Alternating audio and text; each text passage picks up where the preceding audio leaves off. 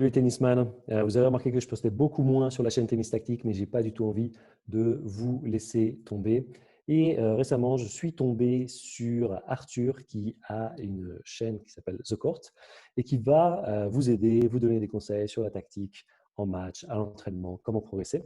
Et donc, j'ai demandé à Arthur de vous aider à développer vos stratégies, vos tactiques pour gagner un sac classement au tennis.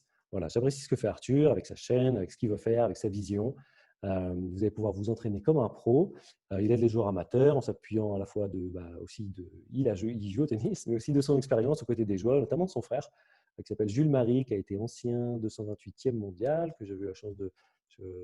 J'avais parlé un petit peu avec lui lorsqu'il a fait le tournoi le futur de 3. Et voilà, donc bonjour à toi Arthur. Salut Alexis, merci de l'intro. Les joueurs et joueuses de tennis, je suis ravi de vous aider à développer vos tactiques, les stratégies qui pourront vous aider à performer sur le terrain à travers une ou plusieurs vidéos qu'on va faire ensemble, brandées donc Tennis Tactique et The Court. On regarde ça. Est-ce que ça t'est déjà arrivé de te retrouver dans la situation où tu n'as aucune solution en match? Ce match où tu as l'impression que tu as beau tout essayer, c'est impossible pour toi de trouver la technique, les moyens qui vont faire que tout d'un coup tu vas pouvoir passer devant. Et c'est drôle parce que récemment j'étais en train de suivre un match et j'entendais quelqu'un qui disait « J'en peux plus, j'ai aucune solution !» Et le nombre de fois où on entend ça dans les tournois, et je me suis d'ailleurs aussi plein de fois retrouvé dans cette situation où juste c'est impossible de trouver la méthode qui va faire que tout d'un coup tu vas passer devant ton adversaire. Et c'est un réel problème tactique. Et on sait que le mental et la tactique sont quand même étroitement liés. De la même manière que le physique et la technique sont liés, le mental, la façon de réfléchir et le plan de jeu, le schéma de jeu, la tactique sont vraiment imbriqués ensemble. Le problème dans tout ça, c'est qu'on pense trop peu à son schéma de jeu. Quel est le schéma, quelle est la tactique que je mets en place pour battre mon adversaire aujourd'hui? Et au lieu de ça, on préfère se dire « j'ai pas de solution ». Eh bien pour moi, « j'ai pas de solution », c'est une phrase négative qu'on va mettre de côté et on va se concentrer sur quel est le schéma tactique, quel est le plan de jeu que je vais aborder positivement pour battre mon adversaire, pour trouver les solutions. Trop de fois, je vois des joueurs qui se disent ma tactique, si tu leur demandes après le match, c'est jouer sur le revers de l'adversaire. Ah bon, pourquoi? Parce que j'ai vu que son revers était un peu moins bon. C'est pas assez, c'est pas une assez bonne tactique pour gagner le match. Qu'est-ce qui va se passer si tout d'un coup l'adversaire fait des super revers, que tout d'un coup il se met à plus faire de fautes et même faire des revers gagnants? Eh bien il va te falloir des solutions supplémentaires, il va te falloir un plan de jeu, un réel schéma de jeu. Donc dans cette vidéo, je vais t'expliquer comment trouver la tactique ultime qui va faire que tu gagnes tes matchs de tennis. Et j'ai inventé une méthode toute simple qui s'appelle la tactique loop. Dans le monde des startups, il y a une technique qui a été démocratisée par Eric Ries, il me semble, qui s'appelle le feedback loop. Donc j'ai décidé, vu que c'est à peu près le même schéma, d'appeler cette méthodologie la tactique loop.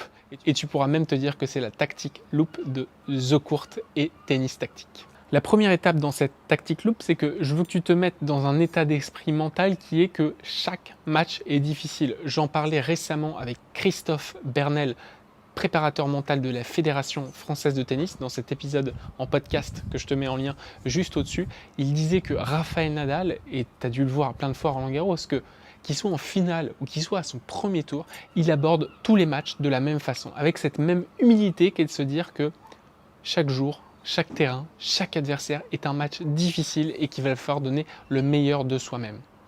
Pour avoir la meilleure tactique en place, je vais te demander d'être en permanence dans l'observation. L'observation, ça veut dire quoi? Ça veut dire que tout le temps, à chaque moment, à chaque instant, tu vas devoir regarder ce qui se passe. Comment est-ce que joue ton adversaire? Comment est-ce qu'il s'échauffe? Est-ce que dès l'échauffement, il est au taquet? Est-ce que dès l'échauffement, il est peut-être dans le relâchement? Est-ce que comme Rafael Nadal, il va faire des sprints à l'échauffement? Est-ce qu'il est plutôt chill? Est-ce qu'il prend du temps au changement de côté? Observe et note dans un coin de ta tête toutes ces informations, elles vont pouvoir te resservir à un moment donné. Et comme je te le disais, dans cette période d'observation que tu vas pouvoir avoir à l'échauffement, tu vas pouvoir l'avoir aussi dans un tie-break, dans un moment chaud, dans un moment un peu moins chaud. Il faut tout le temps que tu sois en observation de ce qui se passe. Comme ça, ton cerveau mémorise les informations et il va être capable de les ressortir au bon moment. Information, tu as deux choix. Soit tu es capable de les écrire parce que peut-être tu as une mémoire un petit peu plus visuelle et le fait d'écrire et d'ancrer sur un papier, pourquoi pas au changement de côté ou pourquoi pas entre tes entraînements, ça va t'aider, mais tu peux aussi juste les mettre dans ta tête et les mettre à un certain endroit pour les ressortir plus tard. La deuxième chose que je vais te demander de faire, c'est analyser. Après ta période d'observation, il va falloir que tu tires des conclusions. Si mon adversaire est peut-être lent à l'échauffement, alors pourquoi pas commencer à l'agresser dès le début? Il n'est peut-être pas assez réveillé. Si mon adversaire est méga au taquet au début de match, pourquoi pas lui casser les rythmes, commencer à l'endormir un petit peu? Donc, grâce à ta période d'observation, tu viens tirer des petites analyses, des conclusions, et tu viens commencer à appliquer des schémas de jeu en tête. J'observe que mon adversaire a un revers un peu plus faible. Eh bien, j'analyse qu'à des moments importants, je vais pilonner son revers à chaque fois parce qu'il est moins chaud. J'observe que mon adversaire est calme. Eh bien, pourquoi pas essayer de le titiller un peu, lui lancer un petit regard un petit peu malicieux pour essayer de le réveiller, pour essayer de le sortir de sa zone peut-être de calme, essayer de le réactiver un petit peu. Grâce à ta période d'observation, tu viens tirer des conclusions et faire certaines analyses qui vont te permettre de mettre encore une fois ton plan tactique en jeu. Ensuite, au lieu de te dire « je ne trouve pas de solution », je veux que tu rentres dans une période de correction. Tu es peut-être mené 4-2 et à ce moment-là, tu es dans un plan tactique où ça ne va plus, il va falloir corriger quelque chose. Donc, tu observes, tu analyses et là, tu viens corriger. Cette tactique ne fonctionne plus, alors je vais appliquer cette autre tactique. Je me donne un temps, peut-être 3 jeux, pour la mettre en place et essayer quelque chose de nouveau. Je ne reste pas dans une dynamique tactique qui ne me fait pas gagner. Qu'à ce stade, tu as l'observation, l'analyse, la correction et maintenant le repeat. Le repeat, c'est dès que tu as trouvé une solution qui fonctionne, tu es passé donc, imaginons, tu perds des 4-2, tu gagnes le premier set 6-4 et tu gagnes 1-0 au deuxième, tu as donc trouvé une solution qui fonctionne et bien maintenant tu viens la répéter et la répéter de nouveau. Dans le jargon startup, il y a une expression qui s'appelle squeeze the lemon. Ça veut dire que dès que tu trouves un plan marketing, une méthodologie qui fonctionne, eh bien tu viens presser le citron jusqu'à épuisement total. Et dans le cadre du tennis, c'est très simple. Tu viens épuiser cette tactique jusqu'à ce qu'elle ne fonctionne plus, jusqu'au moment où tu sens que ça va plus du tout. Ça fait quelques jeux que l'adversaire capte que tu fais ça tout le temps et que ça marche et que lui aussi va vouloir trouver des solutions.